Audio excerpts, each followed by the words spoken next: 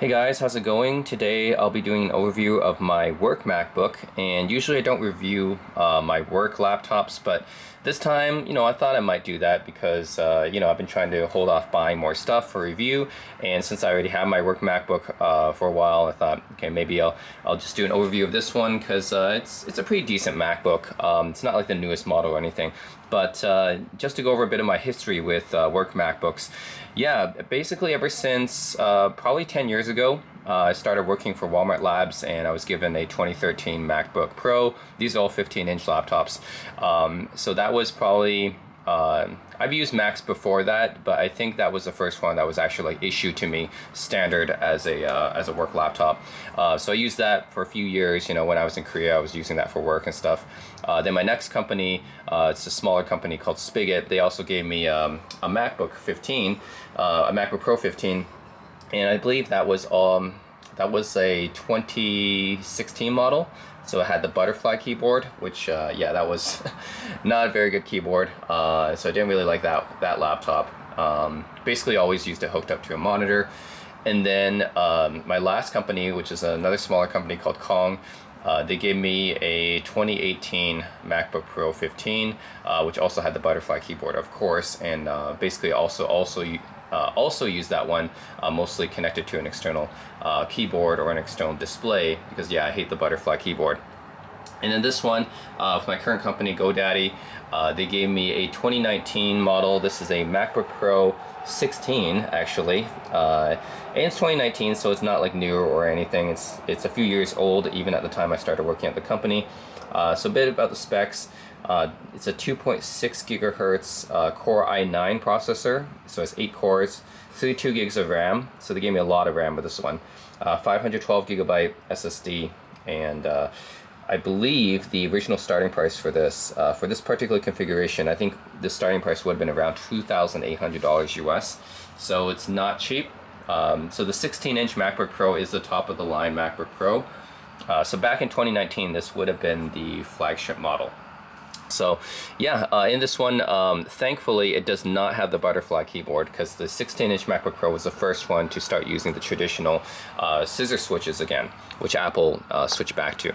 So thankfully you don't have to deal with the butterfly keyboard on this one, which is why I don't always use this one connected to an external display or monitor or external keyboard anymore, because I can actually use the keyboard on this one. So sometimes I just use it working from the couch and stuff.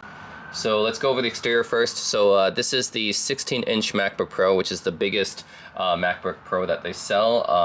Apple actually used to sell a 17-inch model many years ago, but they discontinued that, so now the 16-inch is their biggest model.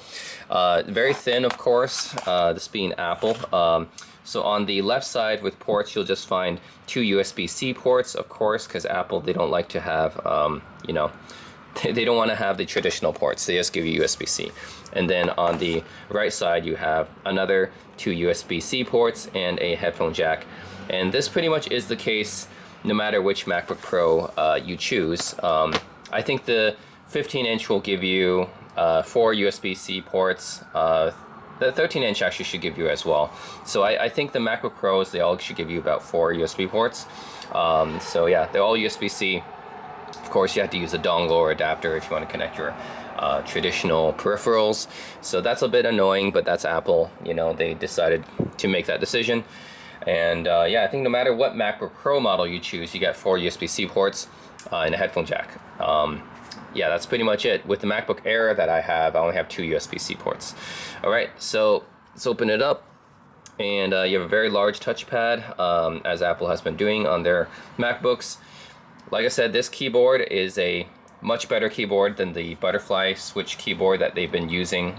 This is a 2019 model, so at that time they were still using the butterfly switches for most of their laptops. It's just the 16-inch, this one's the first one to actually use the traditional scissor switches, which is a good thing because this is a much better keyboard than the butterfly one.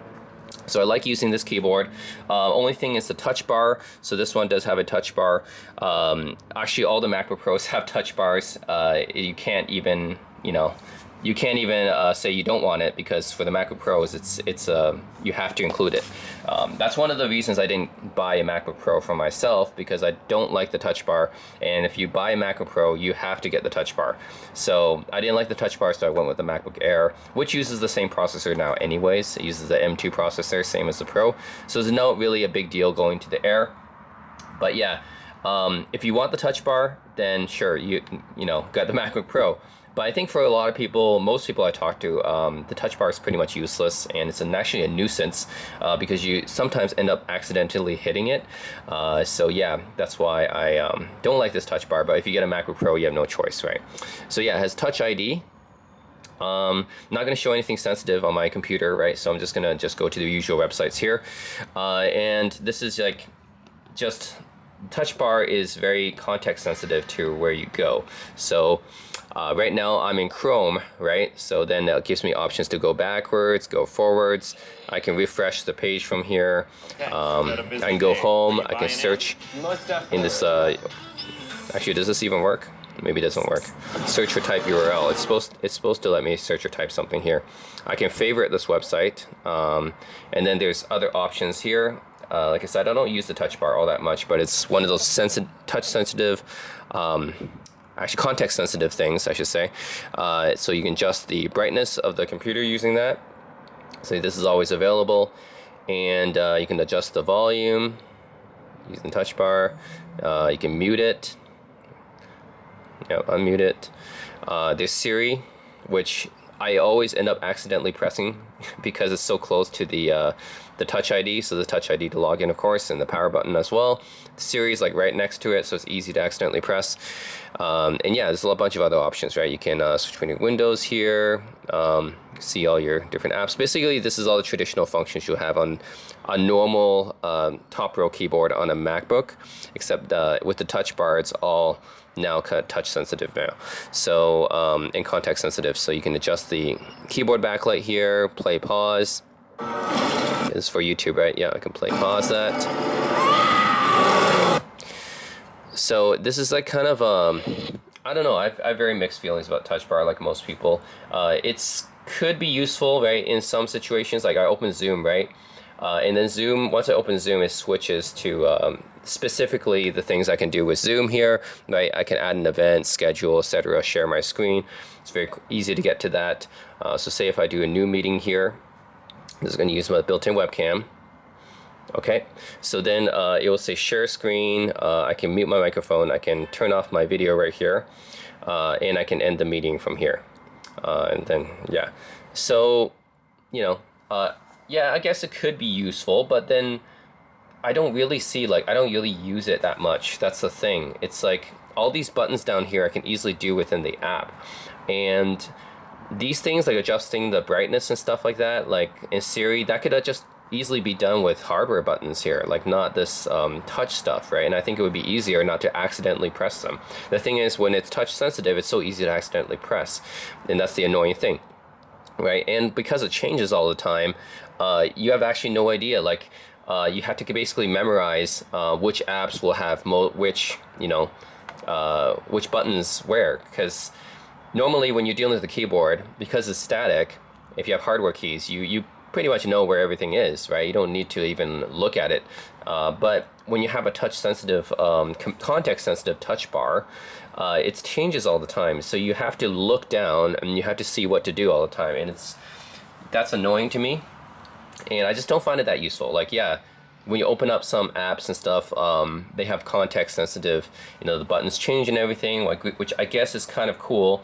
But then what's the purpose of that, right? Like, you can do that all within the app. Does it really save you time to look down and just do it from here? I don't know. Maybe it does save some time, but I would rather just do it within the app. So I don't see the real need to have that touch bar there. Like iMovie, yeah, you can adjust the thing. You can like kind of scrub through the timeline there, but I'd rather just do that within the app. So I don't really see the need for the touch bar, and I don't like the touch bar. Yeah, it's too easy to accidentally hit some buttons.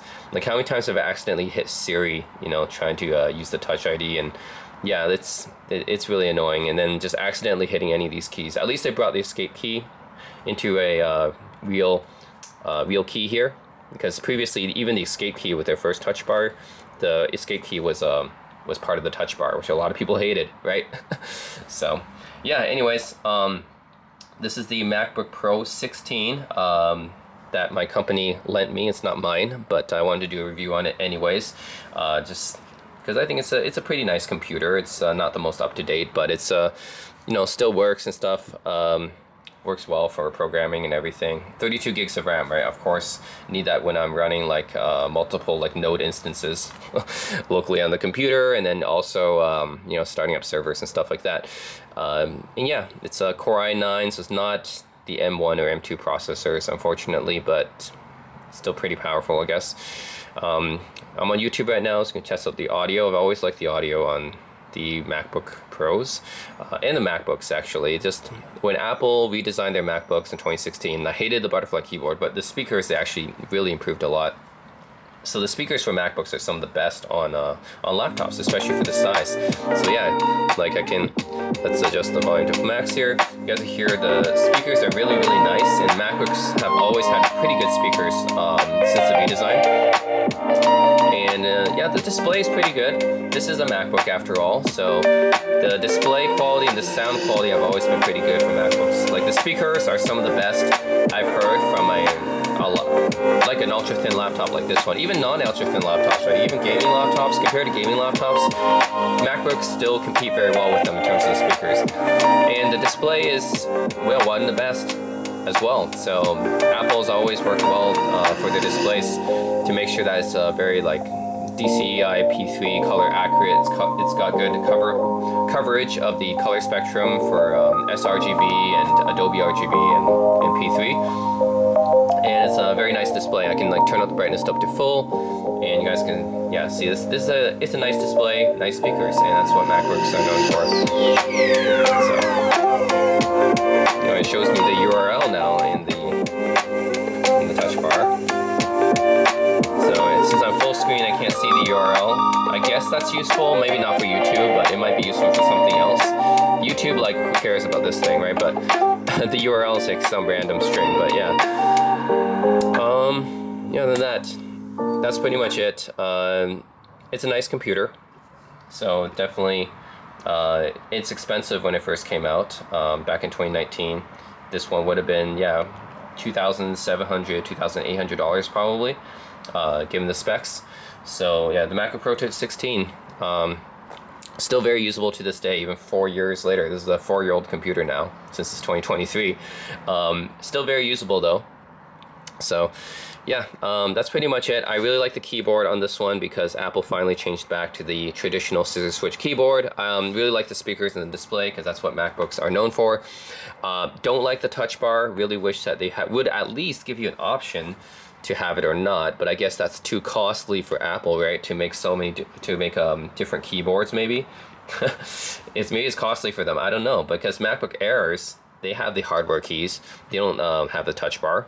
So I'm sure they can find some way to put that into the MacBook Pro as an option. But I don't know, maybe it's expensive for them to have different keyboard options because it's like built into the chassis and everything. But I don't know, it's Apple, right? They have so much money. Like, they have the most cash reserves out of any company in the world. So it's not like they're you know, starving for money or something like that. Of course they can afford to do all these things. They just don't want to. So anyways, pretty much it. The MacBook Pro 16 from 2019. Again, still with the Core i9 processor, not the M1, M2. The M1 came in 2020, of course. And the first one to switch to this new keyboard, which is a good thing.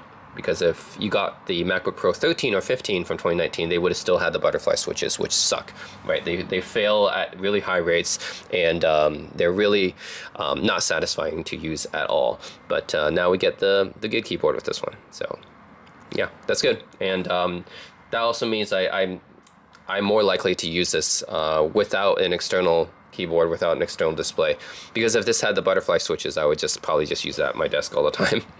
But yeah, that's pretty much it. MacBook Pro 16, the latest in a long line of work MacBooks, I guess. Since I do programming, it makes sense because MacBooks are much better, or I should say Mac OS is much better for programming than Windows, as every programmer knows. So yeah, pretty much it. That's it, guys. Let me know your comments. What do you guys use for work? Does your company give you a laptop? Do they give you a MacBook? Do they give you a Windows laptop? For me, I think since I'm a programmer, we're more likely to use MacBooks compared to other people. And yeah, pretty much if you're like, yeah, other parts of the company, like you're in product or something, they're less likely to use MacBooks, probably more like standard issue business laptops, like a Dell Latitude or ThinkPad or something, or HP EliteBook might be more appropriate there. But yeah, let me know what you guys use for work. What does your company lend you? In my case, it was this $2,800 laptop from 2019 for 4 years ago.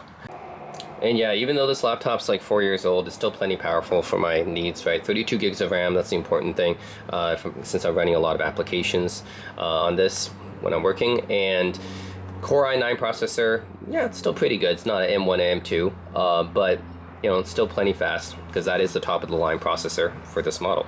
So, yep, still works well for me.